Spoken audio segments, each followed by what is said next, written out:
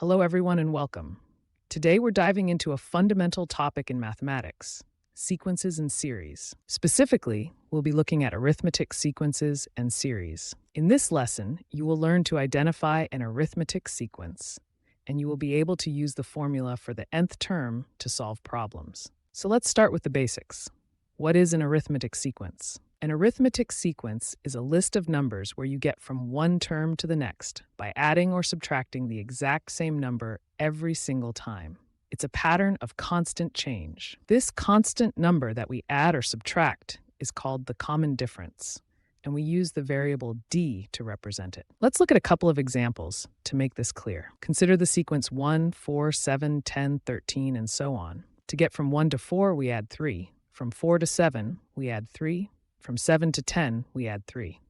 The pattern is consistent. We are always adding 3. Therefore, this is an arithmetic sequence, and its common difference, d, is positive 3.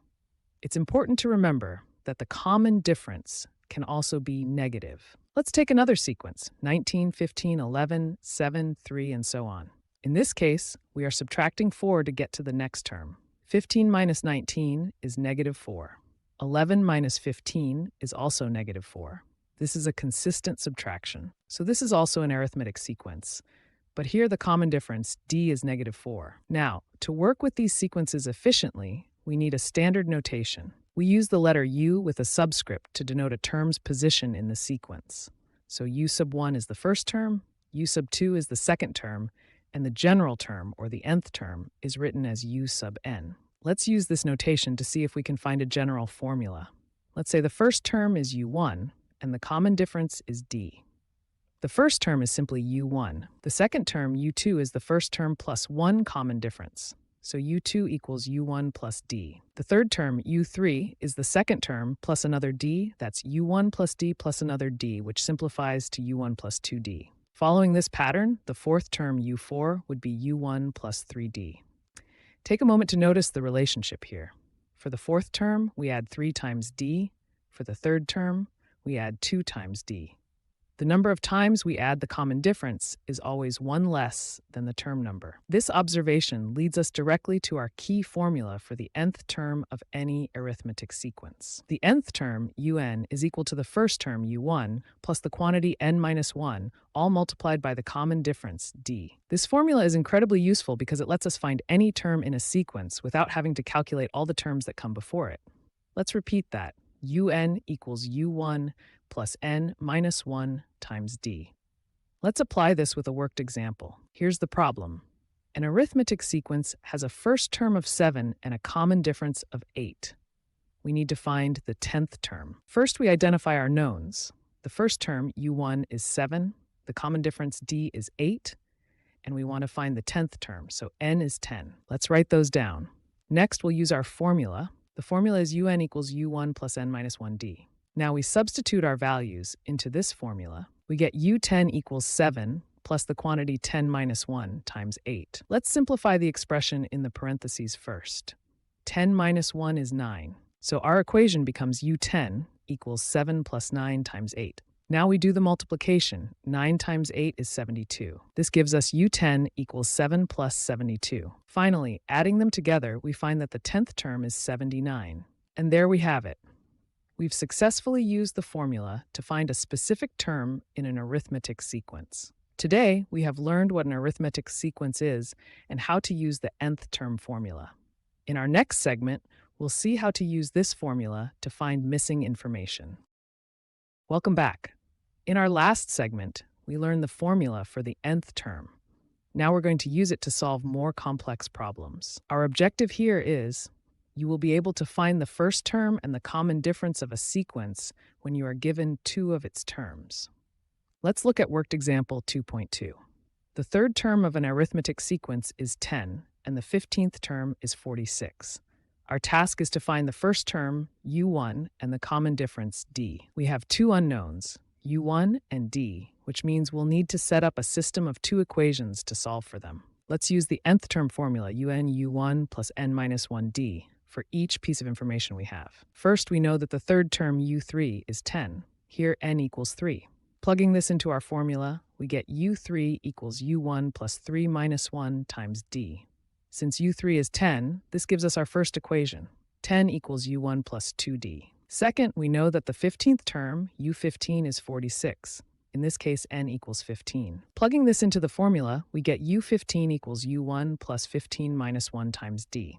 Since u15 is 46, our second equation is 46 equals u1 plus 14d.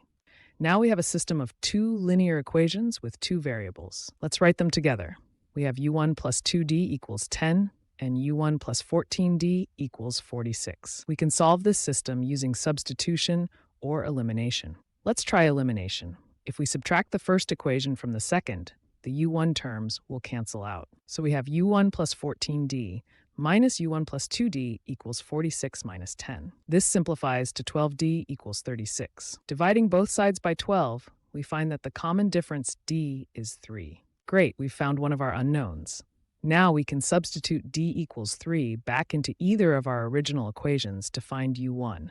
Let's use the first one. u1 plus 2 times 3 equals 10. This becomes u1 plus 6 equals 10. Subtracting 6 from both sides, we get u1 equals 4. So the first term is 4, and the common difference is 3.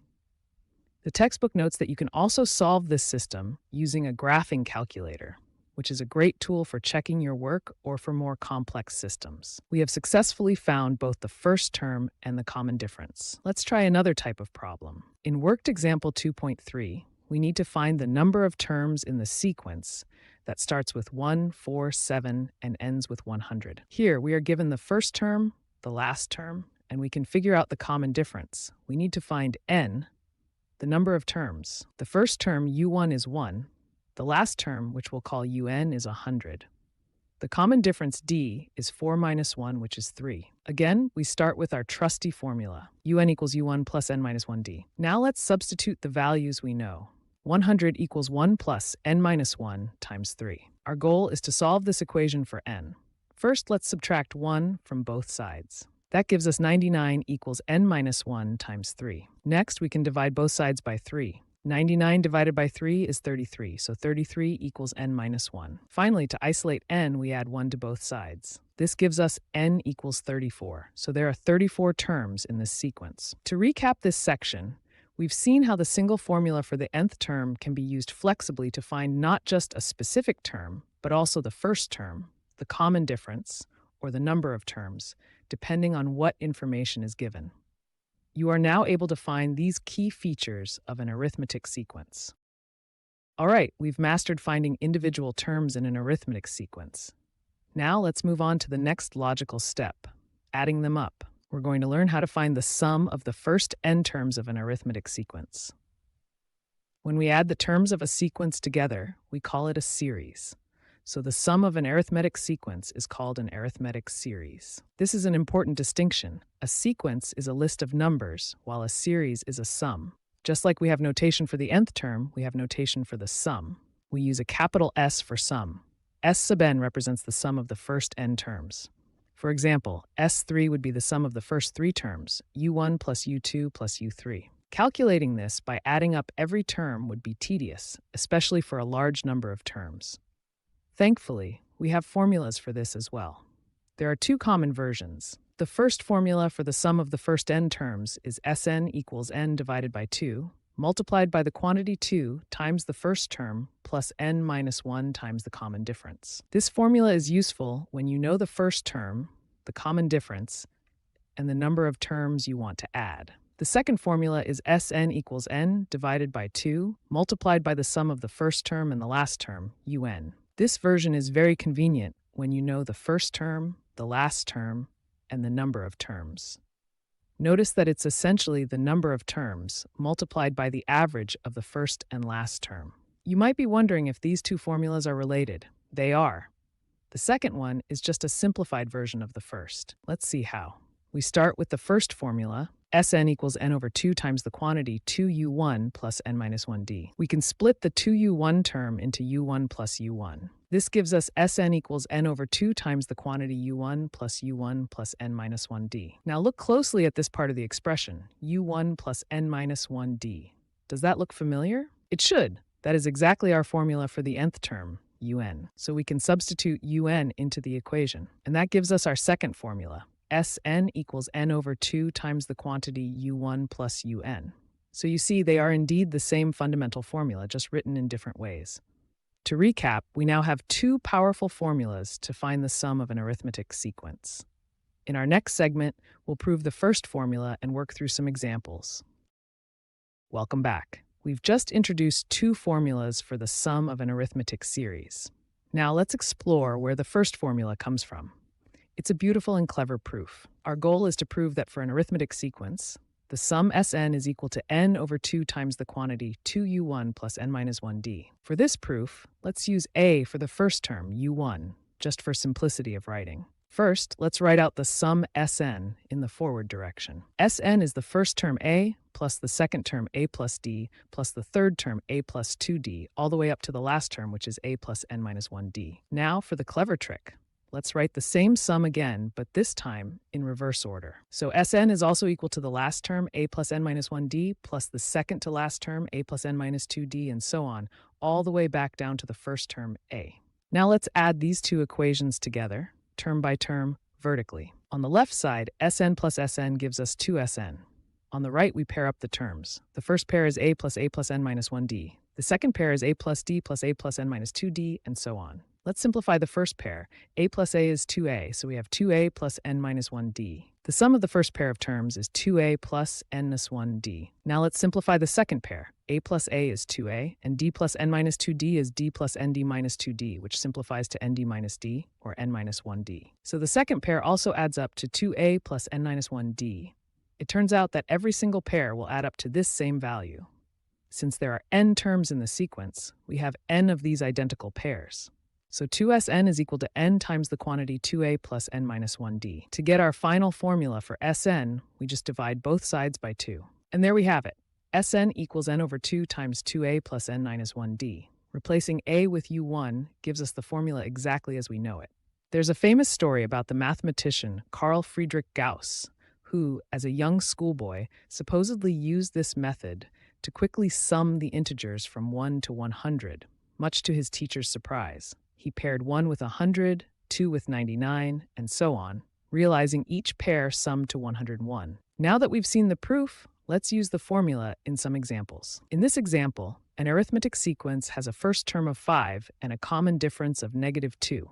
We need to find the sum of the first 10 terms, or S10. We have u1 equals 5, d equals -2, and n equals 10.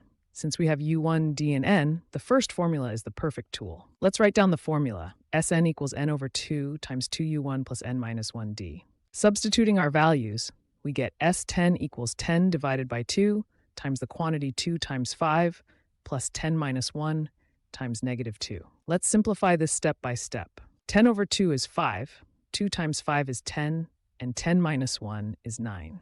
Next, 9 times -2 is -18. 10 minus 18 is -8. Finally, 5 times -8 is -40. So the sum of the first 10 terms is -40. Now let's look at an example where the other formula is more direct. Here, the first term is 10, the last term is 1,000, and there are 30 terms. We need to find the sum. We have u1 equals 10, n equals 30, and the last term, u30, is 1,000. Since we have the first and last terms, the second formula is ideal. The formula is Sn equals n over 2 times u1 plus un. Substituting our values, S30 equals 30 divided by 2 times 10 plus 1,000. 30 divided by 2 is 15, and 10 plus 1,000 is 1,010. Multiplying 15 by 1010 gives us 15,150, a much faster calculation than adding 30 terms individually. So we've proven the sum formula and seen how to apply both versions depending on the information we're given. This gives us a complete toolkit for handling arithmetic series. Hello again. We've been writing out sums like u1 plus u2 plus un. Mathematicians love shorthand, so there's a more compact way to write this. We're going to talk about sigma notation. Sigma notation uses the capital Greek letter sigma, which looks like this, to represent a sum. This expression is read as the sum of ur as r goes from 1 to n. It means we plug in r equals 1, then r equals 2, then r equals 3, and so on, all the way up to r equals n, and add all those terms together. Let's break down the parts of the notation. The letter at the bottom, here R, is the index of summation. It's a placeholder variable. The number below the sigma is the starting value for the index. The number at the top is the ending value. And the expression to the right of the sigma is the formula for the terms we are adding. The index variable doesn't have to be R. It could be I, K, or any other letter. Let's see how this works in an example. We need to evaluate the sum of the expression 5R plus 2 as R goes from 3 to 10. First, let's write out the first few terms to understand the sequence we're summing.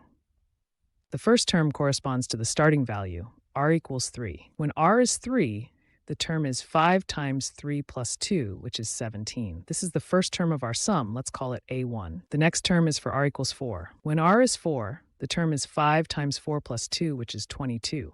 And for I, when R is 5, the term is 5 times 5 plus 2, which is 27. So the series is 17 plus 22 plus 27, and so on.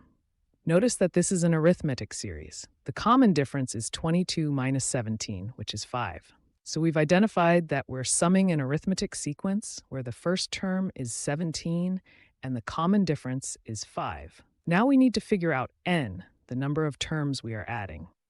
This is a common place for mistakes. It's not simply 10 minus 3. To find the number of terms, you take the top value, subtract the bottom value, and then add 1. So n equals 10 minus 3 plus 1, which is 8. There are 8 terms in this sum. Think about it. You're including the terms for R equals 3, 4, 5, 6, 7, 8, 9, and 10. If you count them, there are 8 numbers. Now we have everything we need to use the sum formula. We'll use Sn equals n over 2 times 2u1 plus 1d. Substituting our values, S8 equals 8 over 2 times 17 plus 8 minus 1 times 5. Let's calculate this. 8 over 2 is 4. 2 times 17 is 34. 8 minus 1 is 7. 7 times 5 is 35. 34 plus 35 is 69. Finally, 4 times 69 is 276. So the value of the sum is 276. Many calculators can also compute these sums directly, which is a great way to check your answer.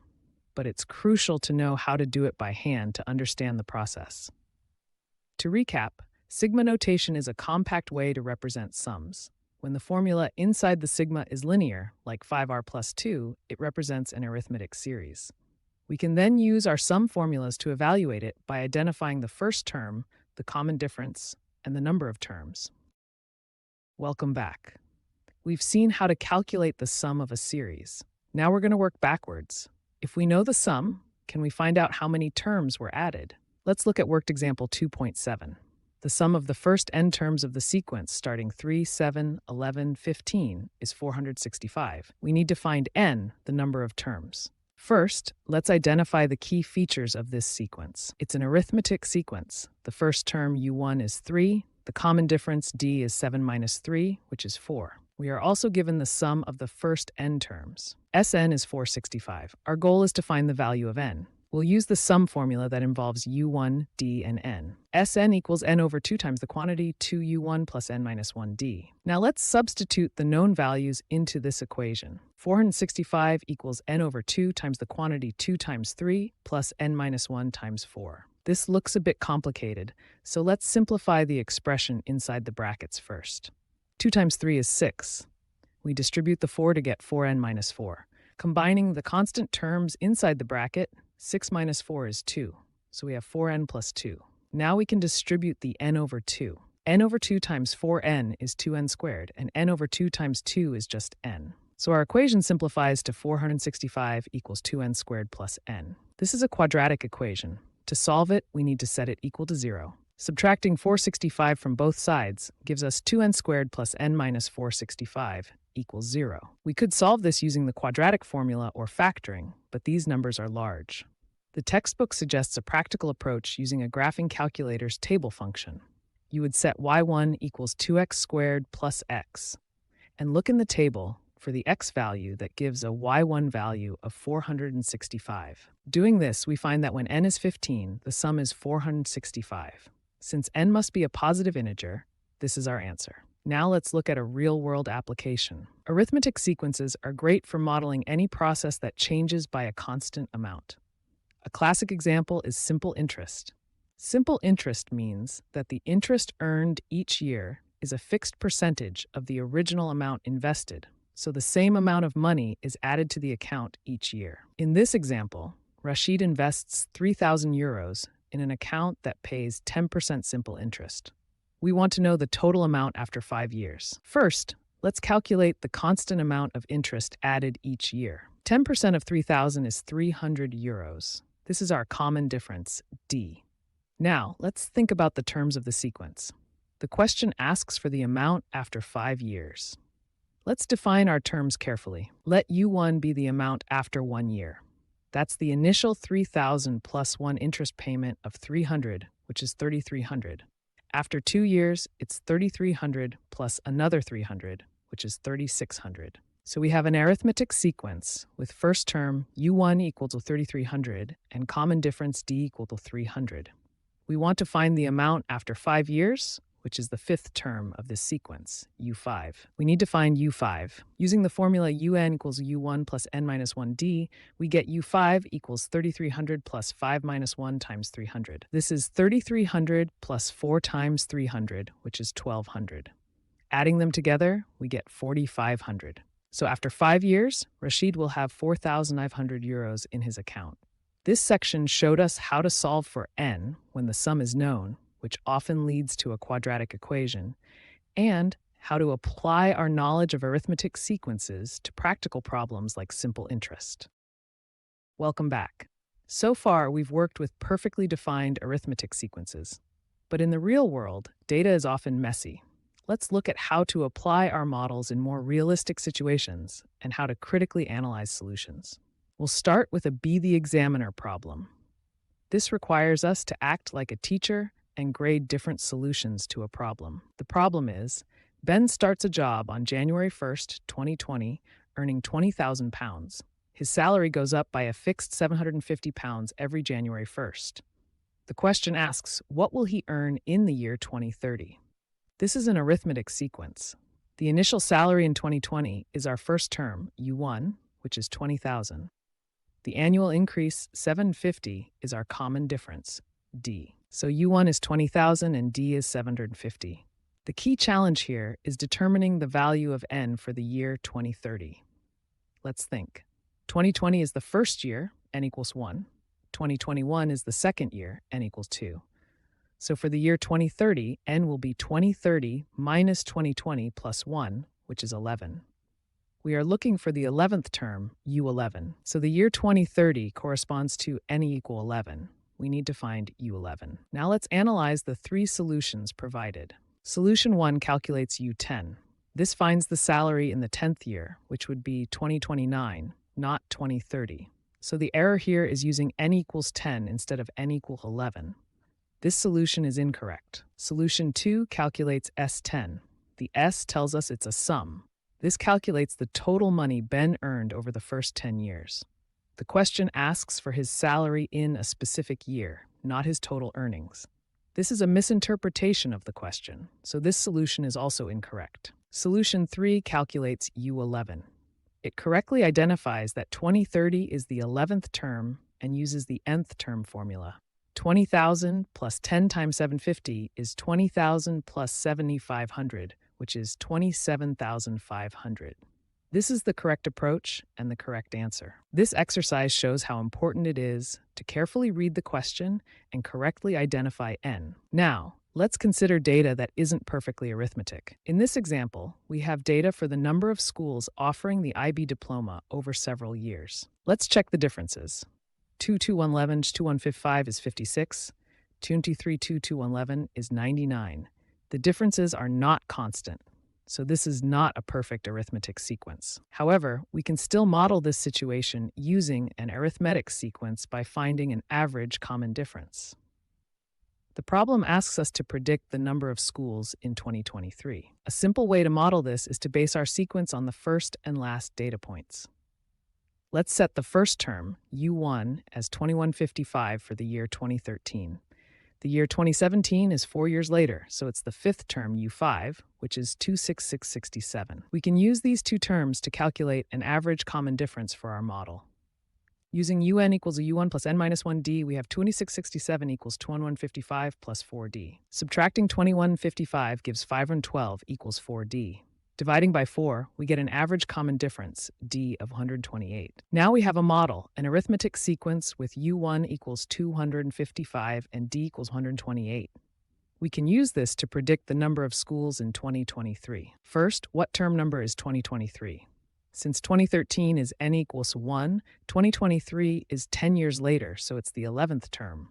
We need to find U11. We need to calculate U11 using our model.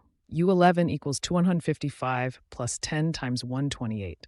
That's 2155 plus 1280, which gives a prediction of 3435 schools. It's important to understand the assumptions we made. We assumed the growth could be modeled by a constant average increase. A more sophisticated method called linear regression, which you may see later, provides a better way to model such data by considering all the points, not just the first and last. This brings us to the end of our lecture on arithmetic sequences and series. We've gone from the basic definitions to solving complex problems and even applying these concepts to model real-world data. To solidify your understanding, let's briefly look at the types of practice problems you'll encounter. You have a comprehensive set of exercises here, from 1 to 52, that cover everything we've discussed. Let's categorize them. Questions 1 and 2 are direct applications of the nth term formula. Un equals u1 plus n minus 1d, just like our first example. Questions 3 through 8 are similar to our second set of examples, where you're given some information and need to work backwards to find the first term, the common difference, or the formula for the nth term. This often involves solving simultaneous equations. Questions 9 and 10 ask you to find the number of terms in a given sequence, similar to worked example 2.3. Questions 11 through 15 and 19 to 20 are all about the sum of a series. You'll use the SN formulas to either find the sum or find n when the sum is given. Questions 16 to 18 and 32-33 give you practice with sigma notation. Remember to correctly identify the first term, the common difference, and especially the number of terms. The later questions from 21 onwards are word problems and more complex scenarios that require you to set up the problem yourself. Let's look at one interesting type of problem, like question 34. It says 3 consecutive terms of an arithmetic sequence are 3x plus 1, 2x plus 1, and 4x minus 5. We need to find x. What's the key property of an arithmetic sequence? The common difference is constant. This means the difference between the second and first term is the same as the difference between the third and second term. So we can set up an equation. u2 minus u1 equals u3 minus u2. This gives us 2x plus 1 minus 3x plus 1 equals 4x minus 5 minus 2x plus 1. Solving this linear equation will give you the value of x. It's a clever way to apply the definition of a common difference. Another great problem is 47. What is the sum of all 3-digit multiples of 7? Here, you first need to identify the sequence. What is the first 3-digit number divisible by 7? That's your u1. What is the last 3-digit number divisible by 7? That's your un. The common difference is, of course, 7. You would then need to find n, the number of terms, and finally use the sum formula Sn equals m2 u1 plus un to find the total sum. These exercises will give you excellent practice in applying all the concepts we've covered. I encourage you to work through them. Thank you for your attention today.